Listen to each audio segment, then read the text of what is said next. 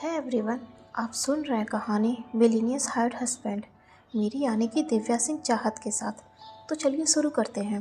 लेकिन अगर आप मेरे इस चैनल पर पहली बार आए हो या फिर मेरी इस कहानी को पहली बार सुन रहे हो तो फिर आप इसके बाकी के भाग मेरे प्लेलिस्ट में जाकर सुन सकते हैं, जिसका लिंक आपको डिस्क्रिप्शन बॉक्स में मिल जाएगा। तो बढ़ते हैं कहानी के अगले भाग की तरफ। भाग 23। माहेश्वरी ग्रुप के भीतर आयशा की मौजूदगी को सुनते हुए आयांश काफ़ी ज़्यादा शौक में था। तो वही अविनाश का उसके साथ लंच मीटिंग की खबर तो उसे पहले ही मिल चुकी थी, जिसे सुनकर ही वो गुस्से में माहेश्वरी मेंशन से बाहर निकला था और संजीव से इसके बारे में पूछताछ कर ही रहा था कि उसका सामना उन दोनों गुंडों से हो चुकी थी, जिन्होंने उसे लोनावला की ऊंची पहाड़ियों से नीचे ढकेला था, जहां उन दोनों को देखते ही आयांश अविनाश और आयत की लंच मीटिंग को भूलकर उनके पीछे दौड़ गया था। और उनसे ये जानकर उसे काफ़ी ताज्जुब हुआ था कि उसे मारने वाला कोई और नहीं बल्कि उसका छोटा भाई ही था, जिसे सुनने के बाद ही आयांश अपने घर वापस लौट आया था। वही इन सब के बीच वह आयत और अविनाश के बीच होने वाली लंच मीटिंग को भी पूरी तरह से भूल चुका था। लेकिन वही अब रेहान के एक फ़ोन कॉल ने उसे उन बातों को याद दिलाने के साथ साथ यह भी बताया था कि आयशा भी कुछ देर पहले ही आयत से मिलने आई थी, जिसे सुनने के बाद आयांश काफ़ी ज़्यादा शौक में था।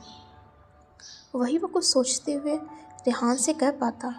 उससे पहले ही सामने से आ रही कविता मलिक को देख उसने कहा, तुम उन पर बराबर नज़र रखो और अगर कुछ अर्जेंट होता है तो तुरंत मुझे कांटेक्ट करो।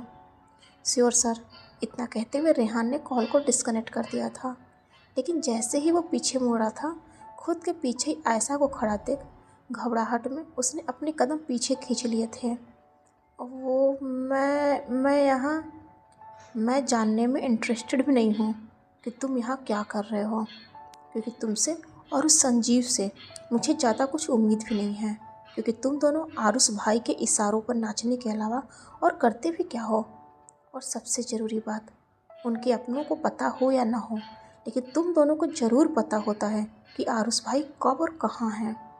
जी, इस वक्त वो अपने घर वापस लौट चुके हैं, जहाँ अभी काफ़ी सख्ती और गुस्से में आयशा ने अपनी बातों को ख़त्म किया ही था कि रेहान की बातों को सुन उसकी भौहें ऊपर तन चुकी थीं।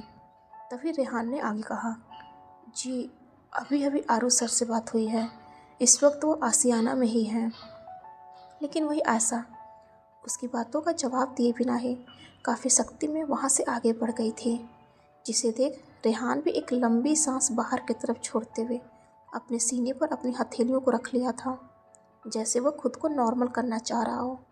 लेकिन अगले ही पल पीछे मुड़ते हुए वह एक बार फिर से चीख उठा था, क्योंकि इस बार उसके पीछे खुद रूही अपने दोनों बाजुओं को आपस से बांधते हुए काफ़ी गुस्से में उसे ही घूर रही थी। यार, तुम लोग सामने से भी तो आ सकती हो ना, इस बार रेहान ने थोड़ा चिढ़ते हुए कहा था। लेकिन उसकी बातों को सुन रूही के चेहरे पर एक तिरछी हंसी फैल चुकी थी। कमाल है, मेरा तो समझ में आता है, लेकिन वो लड़की खुद अपनी गर्लफ्रेंड को देखकर ऐसे कौन घबराता है, जैसे वो कोई इंसान नहीं बल्कि कोई भूत हो। What girlfriend? रूही लिसन, वो मेरी कोई गर्लफ्रेंड नहीं है, यही कहना चाहते हो ना। खैर, ये सिर्फ तुम्हारे ही नहीं, इस यूनिवर्स के लगभग सभी लड़कों के पास यही एक्सक्यूज़ होता है जब उनकी सच्चाई, या ये कह लो कि जब उनकी चोरी उनके करंट गर्लफ्रेंड के सामने पकड़ी जाती है। व्हाट? तुम मेरी गर्लफ्रेंड कब से? कुछ दिन से तो तुम मुझसे ठीक से बात भी नहीं कर रही हो, फिर ये रिलेशनशिप में हम लोग कब से आ गए? जहाँ इस बार रेहान काफ़ी नॉर्मल दिखने के साथ साथ उसके होठों पर एक हल्की सी मुस्कान भी थी। लेकिन वही रूही जो अब थोड़ी असहज नज़र आने लगी थी, काफ़ी जल्दबाजी में पीछे मुड़ते हुए वह लगभग वहाँ से भाग चली थी, जिसे ऐसे भागते देख रेहान के होठों पर अब तक हल्की हंसी फैल चुकी थी। तो उधर दूसरी तरफ एक बड़े और आलीशान बंगले के बाहर लगे एक बोर्ड के ऊपर काफ़ी खूबसूरती से लिखा हुआ था आसियाना, जो खुद में ही काफ़ी खूबसूरत, जैसे इस वर्तमान समय में किसी दूसरे शाहजहाँ ने अपनी मुमताज़ के लिए एक दूसरा ताजमहल बनवाया हो। उसके अंदर मौजूद आयांश सामने से आ रही कविता मलिक को देख अपना फ़ोन रखा ही था कि कविता मलिक भी उसके करीब आते हुए उसके गले से लग गई थी। फाइनली आज जाकर इस दिल को थोड़ा सुकून मिला है, नहीं तो इतने दिन से बस इस दिल को पत्थर की तरह बनाया हुआ था कि तुम जिस सफ़र पर निकले हो कहीं कुछ अनहोनी ना हो जाए। फिर तो मैं भी जीते जी जैसे मॉम रिलैक्स, मैं बिल्कुल ठीक हूँ। इनफैक्ट इस वक्त आपके सामने सही सलामत भी हूँ। कविता मलिक की बातों को काटते हुए आयांश ने कहा। तो वही कविता मलिक भी उसके सिर को पकड़ते हुए उसके माथे को चूम लिया था। भगवान करे कि तुम्हें भी मेरी भी उम्र लग जाए। ऐसा कभी नहीं होने वाला। इस बार अपनी बातों को कहते हुए आयांश के चेहरे पर हल्की हंसी भी थी, जिसे देख कविता मलिक की भौहें सिकुड़ चुकी थी, लेकिन वो उसकी बातों का जवाब दे पाती उससे पहले ही उनके पास आते हुए एक सर्वेंट ने कहा, मालकिन छोटे साहब का कमरा तैयार हो गया है। ठीक है, कविता मलिक ने कहा और अगले ही पल आयांश की तरफ मुड़ते हुए आगे कहा, जाओ जाकर थोड़ा फ्रेश हो जाओ, मैं तुम्हारे लिए कुछ खाने के लिए लेकर आती हूँ। जवाब में आयांश ने भी बस अपनी गर्दन को हाँ में हिलाया और अपने कमरे की तरफ बढ़ गया, जहाँ उसका सिर्फ आशियाना ही भव्य नहीं था, बल्कि उसका कमरा भी काफ़ी बड़ा और खूबसूरती के साथ सजा हुआ था। कमरे के सेंटर में एक नक्काशीदार गोल आकार का बेड। तो वही कमरे के अंदर की सजावट को देखकर ये साफ अंदाज़ा लगाया जा सकता था कि आयांश को एंशिएंट या एंटिक चीज़ों का भी शौक़ था, लेकिन इटालियन टाइल्स के साथ उसे वेस्टर्न टच भी दिया गया था, जिन पर अपनी नज़रों को घुमाते हुए आयांश बेड की बजाय सोफे पर जाकर बैठ गया था, जैसे उसे अभी भी माहेश्वरी विला की आदत हो, जहाँ उसे आयत बेड पर सोने की बजाय सोफे पर सोने के लिए ऑर्डर दी थी। यहाँ तक कि आयांश के कई बार कहने के बावजूद भी उसे बेड पर सोने की परमिशन नहीं मिली थी। लेकिन उन बातों को सोचते हुए आयांश के चेहरे पर हल्की सी हंसी भी फैल चुकी थी। बचपन से ही थोड़ी नकचढ़ी किस्म की है और वो किसी सोच में डूब चुका था, जैसे वह अपने बचपन की उन यादों में खो गया था जब वो पहली बार आयत से मिला था सालों पहले। एक खुला प्लेग्राउंड जिसमें काफ़ी छोटे छोटे बच्चे अपने पेरेंट्स के साथ खेलते हुए नजर आ रहे थे। उनके बीच दो लेडीज़ दिल खोलकर ठहाके लगाते हुए नजर आ रही थी। वही उनकी बात व्यवहार, आपस में हंसी ठिठोली को देखकर ये साफ अंदाज़ा लगाया जा सकता था कि उनके बीच काफ़ी अच्छी बॉन्डिंग है, या फिर जैसे वह दोनों कोई सगी बहनें हों। तभी अचानक से उनसे थोड़ी दूरी पर ही मौजूद लगभग एक 3 साल के बच्ची के रोने की आवाज़ को सुनकर वह दोनों औरतें उस तरफ ही दौड़ पड़ी थी, जिनमें से एक ने तो उस छोटी बच्ची को अपनी गोद में भी उठा लिया था। आयु, क्या हुआ मेरे बच्चे को? आयु बेटा, आप खेलते हुए कहीं गिर गई हैं? कहीं आपको चोट तो नहीं आई है? नो मम्मा, आरू ने मेरे खिलौने तोड़ दिए। अपनी माँ की गोद में जाते ही उस बच्ची ने थोड़ा सिसकते हुए कहा था। मैंने तेरे नहीं, अपने खुद के खिलौने तोड़े हैं। तभी उसके सामने ही खड़े लगभग एक 5 साल के बच्चे ने काफ़ी गुस्से में कहा था, जिसकी बातें सुन वो लेडी तो चुप थी, लेकिन उसके पास ही खड़ी वो दूसरी लेडी ने उस 5 साल के बच्चे को बाजुओं को पकड़ते हुए कहा, आरुष, ये क्या बदतमीजी है? आपने खिलौने क्यों तोड़े? क्योंकि वो मेरे खिलौने थे मम्मा, और जो मेरी चीज़ों पर अपना हक समझता है मैं उसे ऐसे ही तोड़ देता हूँ। उस बच्चे ने काफ़ी गुस्से में कहा था, लेकिन उसकी बातों को सुन वो दोनों लेडीज़ काफ़ी ज़्यादा हैरान थी। साथ ही सारिका अपनी गोद में आयत को लिए उसे चुप करा ही रही थी कि तभी माहौल में एक थप्पड़ की आवाज़ गूंज उठी थी। ये क्या तरीका है बात करने का? हाँ, हमने या आपके डैड ने आपको ऐसे बिहेव करना सिखाया था? कविता, इट्स ओके, इतना हार्श होने की ज़रूरत नहीं थी।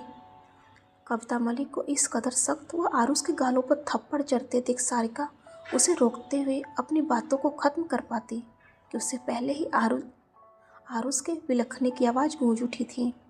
उसकी आंखें आंसुओं से भर आई थी, लेकिन उसके साथ ही उन आंखों में एक गुस्सा अभी भी था, जो शायद सारिका की गोद में दुबकी आयत के लिए ही था।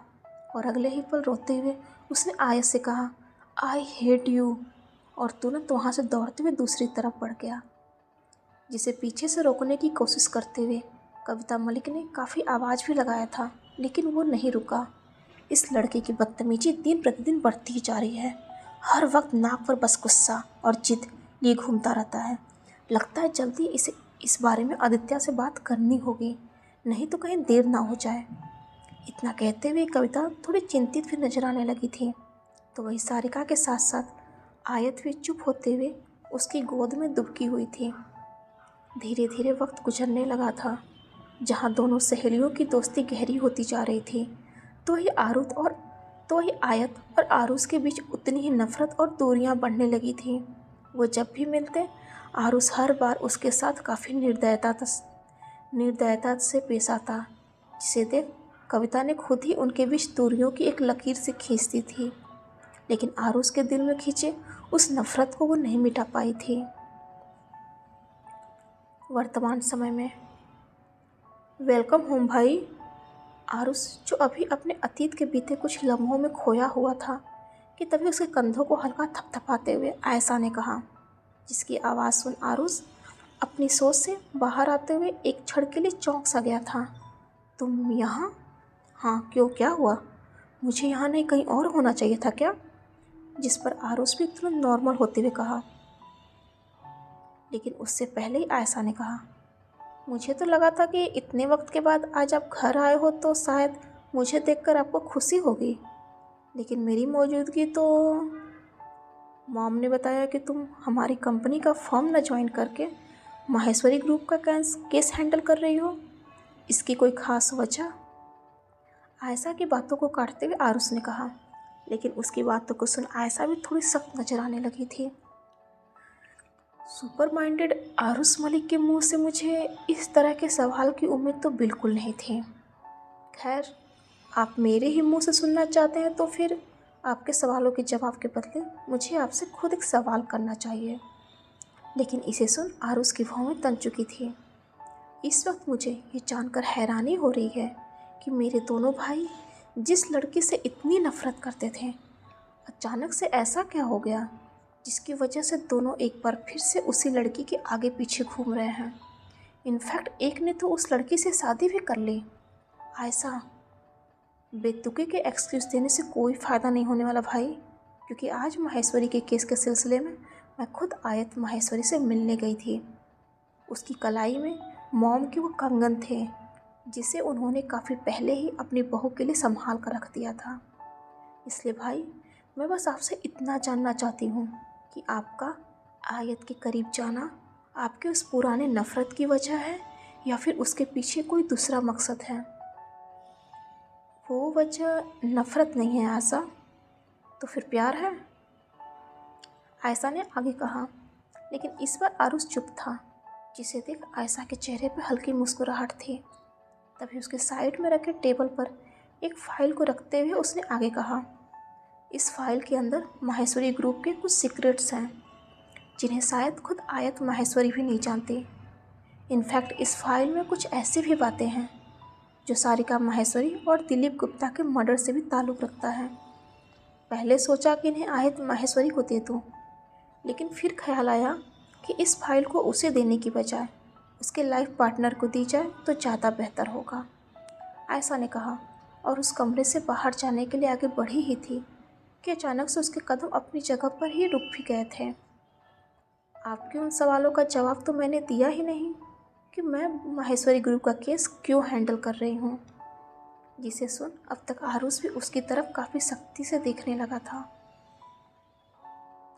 तभी आयशा ने आगे कहा, क्योंकि मेरा भाई जिस लड़की से प्यार करता है वो लड़की चारों तरफ दुश्मनों से घिरी हुई है और उसकी वजह से मैं अपने भाई की कुर्बानी नहीं दे सकती।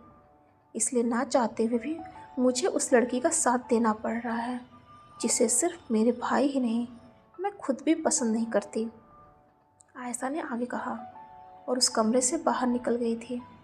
लेकिन खुद के पीछे रह गए आरुष को काफ़ी सीरियस व सख्त भी छोड़ गई थी। तो उधर दूसरी तरफ अपने केबिन में बैठी आयत आज थोड़ी बेचैन सी नजर आ रही थी। सामने खुले फाइल के पन्नों को पलटते हुए उसने अगले ही पल उसे तुरंत बंद भी कर दिया था। मिस आयत, आपने मुझे बुलाया था? तभी इस आवाज़ ने उसका ध्यान अपनी तरफ भी खींच दिया था, जहाँ सामने खड़ी रूही को देख आयत की बेचैनी हल्की कम सी हो गई थी। Yes Ruhi, sit. सामने खाली चेयर पर बैठने का इशारा करते हुए आयत ने कहा। जिसे सुन रूही भी तुरंत उस चेयर पर बैठ गई थी। Yes ma'am, is anything serious? जो आपको अचानक से आज तुम्हारी मुलाकात आयान से हुई क्या? कहीं तुम लोग मिले या फिर कोई कॉल पर कोई बात? नहीं, इनफैक्ट आयान से मिले हुए मुझे काफ़ी दिन हो चुका है। आई थिंक आपकी शादी से पहले मैं उससे मिली थी, बट उसके बाद से उसने ऑफिस आना भी छोड़ दिया है और मुझे भी माहेश्वरी विला जाने का कोई मौका नहीं मिल रहा। लेकिन क्यों? आप ऐसे अचानक से आयांश के बारे में क्यों पूछ रही हैं? इस बार अपनी बातों को ख़त्म करते हुए रूही थोड़ी हैरान भी थी। तो वही आयत रूही की बातों को सुनने के बाद उसकी आंखों में एक हल्की सी उदासी साफ उतर आई थी। आयांश की दी हुई रिंग को अपनी उंगलियों में ही घुमाते हुए उसने जवाब दिया था, नथिंग। वो आज सुबह से उससे मेरी कोई बात नहीं हुई। इनफैक्ट मेरे उठने से पहले ही वो कमरे से गायब हो चुका था। शायद डोंट वरी, वो किसी काम से कहीं गया होगा, आ जाएगा। आयत को अचानक से आयांश यानी कि आरुष के लिए इतनी फिक्र होता देख रूही थोड़ी हैरान हुई थी। लेकिन अगले ही पल उसके होंठों पर हल्की मुस्कुराहट थी, जिसे देख आयत ने थोड़ा हैरान होते हुए कहा, व्हाट? यहाँ किसी ने कोई जोक क्रैक किया है? Then why you? Nothing miss Ayat, बस आज आपको अचानक से आयांश के लिए इतनी फिक्रमंद होते देख थोड़ी हैरानी हुई थी, रूही ने कहा था। लेकिन उसे सुन आयत की भौहें हल्की सिकुड़ चुकी थी। तो वही रूही की मुस्कुराहट अब तक एक हल्की हंसी में बदलते हुए कहा, ये फिक्र कहीं आपको आयांश से प्यार तो नहीं हो गया? व्हाट? इम्पॉसिबल। एंड तुम्हें यहाँ पैसे काम के मिलते हैं, ना कि इन बेतुकी बातों के लिए, इसलिए जाओ और अपना काम करो। इस बार आयत के चेहरे पर एक सख्ती थी। तो वही रूही भी काफ़ी हड़बड़ाहट में अपनी जगह से खड़े होते हुए बोली, आई एम सॉरी मिस आयत, मैं तो बस नाउ लीव। आगे आयत ने उसकी बातों को काफ़ी सख्ती में काट दिया था, जिसे देख इस बार रूही आगे बिना कुछ कहे तुरंत उस केबिन से बाहर निकल गई थी। लेकिन बाहर निकलते ही वह सामने खड़े रेहान पर लगभग भड़क भी उठी थी। व्हाट? यहाँ कोई कॉमेडी शो चल रहा है जो खड़े खड़े अपनी बत्तीसी दिखा रहे हो? अब मैंने क्या किया? एंड ये तो गलत है ना, कहीं और से डांट खा कर आओ और सारा भड़ास मेरे ऊपर निकालो। इस बार अपने चेहरे को हल्की मायूसी से लटकाते हुए रेहान ने कहा, जिसे सुन रूही तुरंत नॉर्मल हो गई थी। लेकिन वो कुछ कहती उससे पहले ही रेहान ने कहा, बट जो भी हो, बात तुमने बिल्कुल ठीक ही कहा था। जिस तरह से इस वक्त मिस आयत परेशान नज़र आ रही हैं, उससे तो बस यही साबित होता है कि उन्हें आयान सर की फ़िक्र होने लगी है, और ये फ़िक्र बिना प्यार के यूं ही पैदा नहीं होता। लेकिन उसकी बातों को सुन रूही इस बार लगभग उसे घूरते हुए बोली, तुम्हें बहुत मालूम है प्यार के बारे में? अरे मैं तो बस शट अप और जाओ अपना काम करो। इस बार रूही ने हल्के गुस्से में कहा था और खुद ही वहाँ से आगे बढ़ गई थी, जिसे देख रेहान थोड़ा चौंक सा गया था। लेकिन अगले ही पल अपने सिर को झटकते हुए वह सामने आयत के केबिन की तरफ बढ़ गया था, जहाँ इस वक्त आयत किसी सोच में उलझे होने के साथ साथ उंगलियों में पहनी उस रिंग को लगातार नचाते जा रही थी। तभी कुछ सोचते हुए रेहान ने अपना फ़ोन निकाला और उस पर काफ़ी तेज़ी में अपनी उंगलियों को दौड़ाते हुए टाइप किया, हेलो सर, इस वक्त आप कहाँ हैं? मैम आपको काफ़ी मिस कर रही हैं। और उसे आरुष सर के नाम से सेव किए हुए नंबर पर सेंड करते हुए गेट भी नॉक कर दिया था। मैम, आधे घंटे बाद आपकी एक लंच मीटिंग है, जिसके लिए हमें निकलना होगा। Lunch meeting? रेहान की आवाज़ सुनते ही आयत अपनी होश में वापस तो आ चुकी थी, लेकिन थोड़ी हैरानी में अपनी कलाई पर बंधी घड़ी को भी घुमा दिया था। तभी उसे ऐसे देख रेहान ने आगे कहा, यस मैम, आज आपकी अविनाश मलिक के साथ एक लंच मीटिंग है जिसे, oh yes, I had forgotten. इतना कहते हुए आयत अपनी जगह से खड़े होने के साथ साथ टेबल पर रखे अपने फ़ोन को भी उठाते हुए आगे कहा, सो लेट्स गो नाउ, और उस केबिन से बाहर निकल गई थी, जिसके पीछे ही अपने हाथ से पकड़े एक फ़ाइल को संभालने के साथ साथ रेहान ने एक बार फिर से अपने फ़ोन की स्क्रीन पर काफ़ी जल्दबाजी में अपनी उंगलियों को घुमाते हुए उन्हें वापस से पॉकेट के हवाले कर दिया था। तो उधर दूसरी तरफ अपने कमरे से अटैच्ड बाथरूम से शावर लेकर आयांश यानी कि आरुष जैसे ही बाहर निकला था कि सामने बेड पर रखा अपने फ़ोन को बार बार एक बीप की आवाज़ के साथ वाइब्रेट करते देख वह अपनी कमर से बंधे तौलिए को टाइट करने के साथ साथ उस तरफ ही बढ़ गया था जहाँ स्क्रीन पर रेहान का मैसेज देखते ही उसकी भौहें हल्की सिकुड़ चुकी थी। लेकिन अगले ही पल उन मैसेजेस को पढ़ते ही उसके होंठों पर एक तिरछी मुस्कान भी फैल चुकी थी। उफ, इन लड़कियों को कभी कोई नहीं समझ सकता। करीब जाओ तो दूर भागती हैं और जब दूर जाओ तो। चेहरे पर एक हल्की मुस्कुराहट के साथ इतना कहते हुए आयांश अपने सिर को झटकते हुए अपने फ़ोन पर एक अननोन नंबर डायल कर दिया था, जिसके कुछ रिंग जाते ही किसी ने उसके कॉल का आंसर देते हुए कहा, हेलो सर। वो निकल चुकी है। Don't worry sir, madam make sure कि वो दोनों ना मिल पाएँ, थोड़ी सख्ती में आयांश ने कहा और उस कॉल को डिस्कनेक्ट करते हुए फ़ोन को वापस से बेड पर फेंक दिया था। इस वक्त उसका चेहरा काफ़ी गंभीर नज़र आ रहा था। तो वही उसकी बातें, मेक श्योर कि वो दोनों मिल ना पाएँ, शायद ये आयत और अविनाश मलिक के लिए था, जहाँ आज वो दोनों लंच पर मिलने वाले थे। लेकिन आयांश की बातों से यह साफ पता चल रहा था कि वह नहीं चाहता था कि आज आयत और अविनाश की मुलाकात हो। तो वही आयांश फ़ोन को बेड पर लगभग फेंकते हुए ड्रेसिंग टेबल की तरफ मुड़ गया था।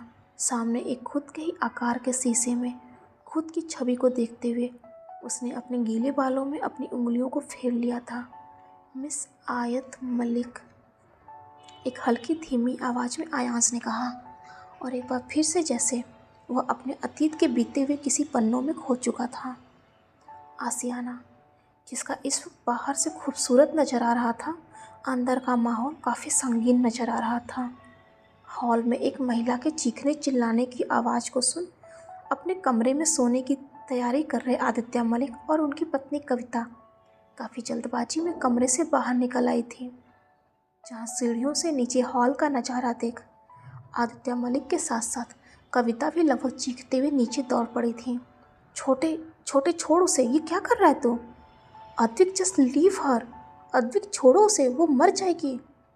नीचे हॉल में नशे में पूरी तरह से धुत अद्विक मलिक जैसे इस वक्त वह अपने होश में ना हो, अपनी पत्नी वंदना मलिक की गर्दन को अपनी हथेलियों के बीच दबाते हुए काफ़ी गुस्से में नजर आ रहा था। आज मैं इसे किसी भी हाल में नहीं छोड़ने वाला, क्योंकि इसी की वजह से आज मेरी सारिका मुझसे दूर हो गई है। सिर्फ इसी की वजह से मैंने उसे हमेशा हमेशा के लिए खो दिया है। इसलिए आज मैं इसका भी किस्सा हमेशा के लिए ख़त्म करके रहूँगा, तभी जाकर मैं अपनी सारिका से मिल पाऊँगा। लेकिन तभी माहौल में एक ज़ोरदार थप्पड़ की आवाज़ गूंज उठी थी और उसके साथ ही अद्विक मलिक भी एक झटके में फर्श पर जा गिरा था। तेरा दिमाग खराब हो गया है? अपनी पत्नी के साथ इस तरह से बदसलूकी करते तुझे शर्म नहीं आई? हाँ, लेकिन आज तेरी इन हरकतों को देखकर शर्म से मेरा सिर जरूर झुक गया है छोटे, घिन आने लगी है तुझसे। जहाँ इस बार फर्श पर सिमटे अद्विक मलिक के सामने खड़े आदित्य मलिक ने काफ़ी गुस्से में कहा था। तो वही कविता, जो इस वक्त काफ़ी ज़्यादा डरी हुई सहमी हुई वंदना को अपने बाजुओं में पकड़े उसे सहलाती हुई नजर आ रही थी। आंखों से लगातार आंसुओं की धाराएं चल रही थी। तभी उसने लगभग कलपते हुए कहा, आपकी शादी सारिका माहेश्वरी से नहीं हो पाई थी, इसमें मेरी क्या गलती है? मैं कैसे आप दोनों के बीच आ गई, जिसके लिए आप मुझे इतनी बड़ी सज़ा दे रहे हैं कि मेरी जान तक लेने पर तुले हुए हैं? आखिर इसमें मेरा क्या कसूर है? लेकिन इस बार अपनी नज़रों को नीचे झुकाए अद्विक मलिक एकटक नीचे फर्श को घूरते हुए नजर आ रहा था। माहौल में वंदना मलिक के सिसकियों के अलावा एक खामोशी सी फैल चुकी थी। तभी आदित्य मलिक अपनी पत्नी कविता की तरफ देखते हुए कहा, इसे अंदर लेकर जाओ।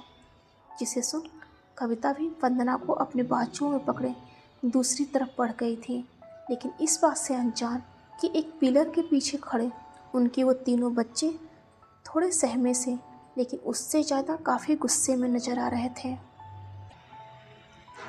तभी उनके बीच खड़ा लगभग 12 वर्ष का एक लड़का गुस्से में ही अपने कमर की तरफ बढ़ गया था, जिसे देख उसके साथ खड़ा वो दूसरा लड़का और उनसे छोटी वो लड़की भी उसके पीछे ही दौड़ गए थे।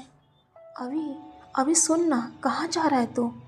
पहले लड़के के पीछे दौड़ रहे उस दूसरे लड़के का इतना कहना था कि उस लड़के ने यानी कि अविनाश ने गुस्से में टेबल पर रखी अपनी किताबों को नीचे फर्श पर पटकते हुए कहा, यही तो मेरी मजबूरी है कि इस वक्त मैं कहीं नहीं जा सकता।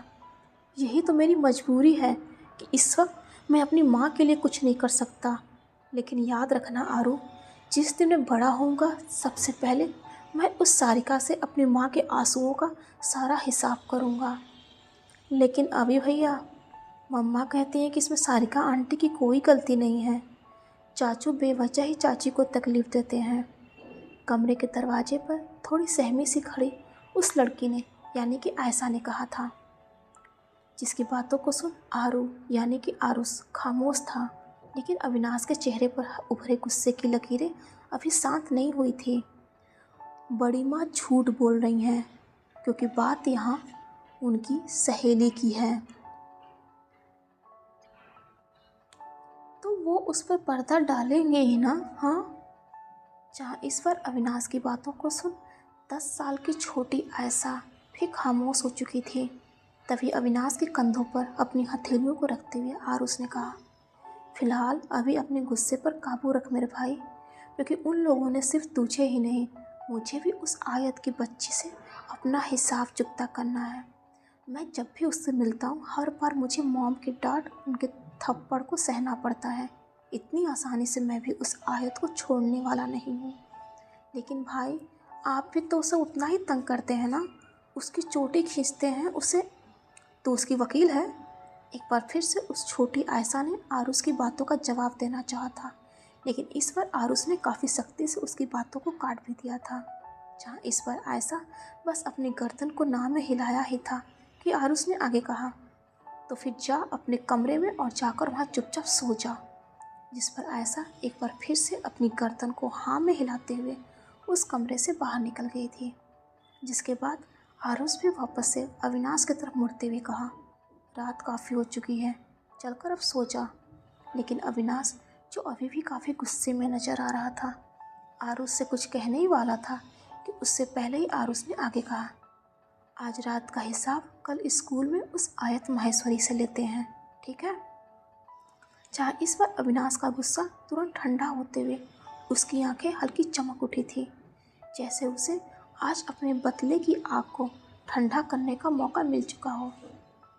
अगली सुबह आज स्कूल में होने वाली घटनाओं से अनजान आयत अपने बड़े भाई अंकुश यानी कि सुलोचना और बसंत अवस्थी के बेटे की उंगलियों को पकड़े कार से बाहर निकलते हुए काफ़ी खुश नजर आ रही थी, क्योंकि इस वक्त उसकी छोटी मुट्ठियाँ चॉकलेट से भरी हुई थी, जिसे वो बार बार खुशी से देखते हुए आगे बढ़ती जा रही थी। लेकिन वही अंकुश थोड़ा चिढ़ा हुआ सा नजर आ रहा था। शायद इसकी वजह उसकी खाली हथेलियाँ थीं, तो वह उसकी नज़रें भी बार बार आयत की हथेलियों में पड़ी उस चॉकलेट पर थी, जिसे देख वह कुछ कहने ही वाला था कि अचानक से आयत के कदम अपनी जगह पर ही ठिठक गए थे। लेकिन वो अभी भी कुछ समझ पाता, उससे पहले ही वह सामने किसी चीज़ से टकरा चुका था। अबे अंधा है क्या, देख कर नहीं चल सकता? तभी कानों में गूंजती इस सख्त आवाज़ को सुन अंकुश के जैसे तोते उड़ चुके थे। चेहरे पर एक खौफ साफ नजर आ रहा था, क्योंकि थोड़ी देर पहले वह जिस शख्स से टकराया था दरअसल वह आरुष ही था, जिसकी आवाज़ मात्र से ही अंकुश का शरीर सुन्न पड़ चुका था। वही उसके बगल में अविनाश और उसके बाकी दोस्तों को देख उसके चेहरे पर घबराहट साफ नजर आने लगी थी। लेकिन वही आयत, जो आरुष को देख घबराने की बजाय उल्टा उसे थोड़े गुस्से में घूरती हुई नजर आ रही थी। आरुष, मैं तुझे पहले ही वार्न कर रही हूँ, मेरा रास्ता छोड़ दे, नहीं तो इसका अंजाम अच्छा नहीं होगा। लगभग आयशा की हम उम्र की आयत, जो आरुष से लगभग 2 साल छोटी थी, लेकिन उसे काफ़ी बेखौफ के साथ इस तरह से जवाब देते देख अंकुश थोड़ी रुआसी आवाज़ में कहा, आयु छोड़ना, इनसे बेवजह क्यों उलझना, चल हम लोग यहाँ से चलते हैं। और आयत की कलाई को पकड़े आरुष के बगल से गुजरना चाहा था, लेकिन उससे पहले ही आरुष उसके सामने खड़े होते हुए उसके कंधे पर अपनी हथेलियों को रख दिया था। ओए छोटू, तुझे जहाँ जाना है तो जा, लेकिन इस चूहिया को अभी यही छोड़ दे। देखो देखो, मैं ये लास्ट बार बोल रहा हूँ, मुझे छोटू छोटू। ये शुक्र मना कि तुझे बस छोटू ही बोला है। सोच, अगर झिंगुर बोलता तो इस स्कूल में तेरी क्या इमेज रह जाती। होंठ पर हल्की तिरछी मुस्कान लिए हुए आरुष ने कहा, जिस पर अंकुश थोड़ा सकुचा सा गया था। तभी आरुष उसके करीब खड़ा होते हुए कहा, ये देख, तू तो मेरे कंधे तक भी नहीं आता, फिर तुझे छोटू ना बुलाऊं तो क्या कम्प्लान बॉय बुलाऊं। इस पर आरुष ने अपनी बातों को ख़त्म किया ही था कि अविनाश के साथ साथ उसके दोस्तों के चेहरे पर हंसी फैल चुकी थी।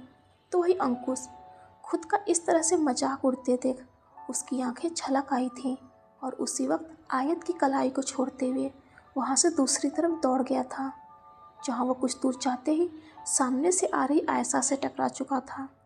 अंधे हो क्या, देखकर चलने नहीं आता। एक बार फिर से कानों में वही बातों को सुन अंकुश इस पर गुस्से में कुछ कहने ही वाला था कि तभी सामने खड़ी आयशा को देख उसका गुस्सा आंसुओं में बदल चुका था। तुम तीनों भाई बहन वर्ल्ड के टॉप विलेन में से एक हो, और देखना, मैं इसकी कंप्लेन प्रिंसिपल मैम के सामने करूँगा, और पिछली बार की तरह उस आरुष के बच्चे को उसकी मॉम से डांट पड़ेगी ना, तब उसकी अक्ल ठिकाने आएगी।